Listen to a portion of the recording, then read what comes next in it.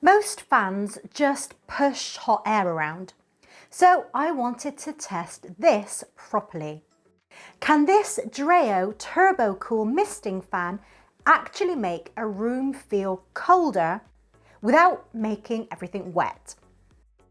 Because if this leaves everything damp, the whole idea falls apart. Last summer was rough and normal fans just weren't cutting it anymore.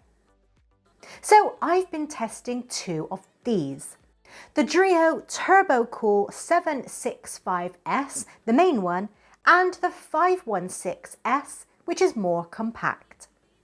DREO is currently the #1 tower fan brand on Amazon. So when they claimed this could deliver a cooler feel indoors using ultra-fine mist, I wanted to see if that actually holds up.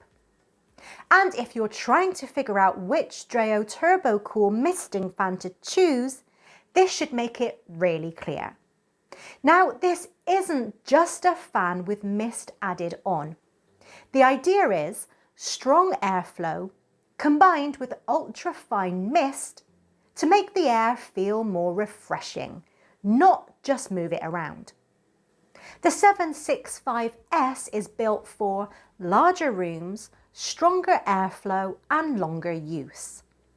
The 516S is more for your desk, bedside and personal cooling. So this is the main test.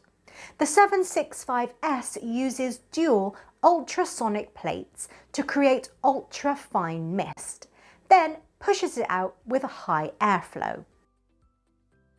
And this is where it gets interesting.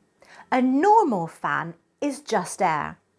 This is where it stops feeling like a fan and starts feeling like cooling. Not freezing, but definitely more refreshing, especially when the room's warm. Now this is the part I didn't fully trust at first, because if this leaves wet surfaces and damp furniture, it's a deal breaker. The 765S produces 17 microns, that's the droplet size, which is about 1/4 of a human hair. The 516S is even finer at 11 microns. So I've had this running on mist for about an hour and the surface is still completely dry. That's the moment this either works or it doesn't. And in this case, it actually does. So let me know in the comments, would you actually trust this in your living room? This is where the 765S starts to separate itself.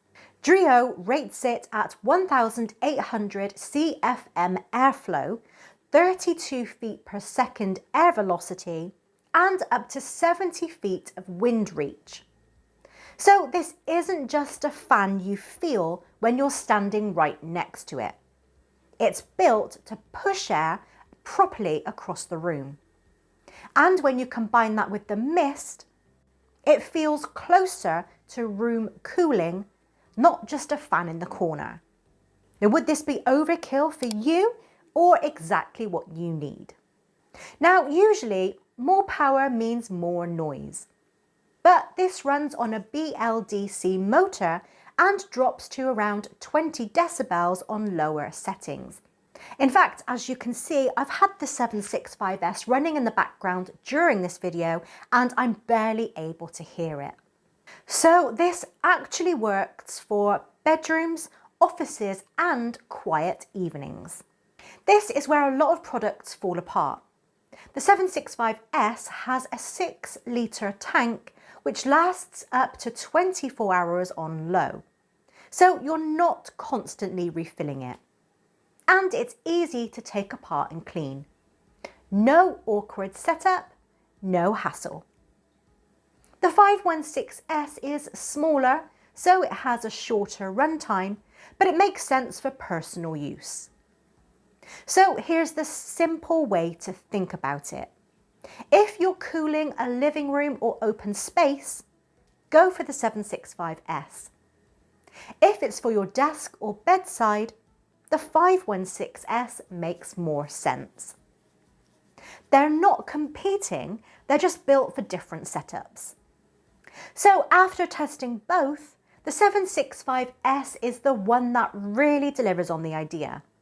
It's got the airflow to actually move air across the room. The ultra-fine mist adds that extra cooling feel. And importantly, it does that without creating a mess. That's what makes it different. The 516S still makes sense, just more for personal setups. So I'm curious, would you actually use an indoor misting fan after seeing this? And which would you go for? The 765S for the full room cooling or the 516S for personal use? Or would you still stick with a normal fan? If this helped you figure it out, hit like, it really helps the video. And subscribe if you want more real-world tests like this. Thanks for watching, and I'll see you in the next one.